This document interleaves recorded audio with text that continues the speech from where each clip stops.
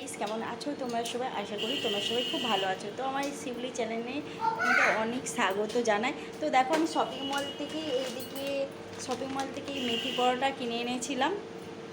তো এইটা আমি আজকে রান্না করেছিলাম, দেখছিলাম যে কী করে তো এদিকে দেখো, আমি এই যে পরোটাটাকে ভেজে নিয়েছি।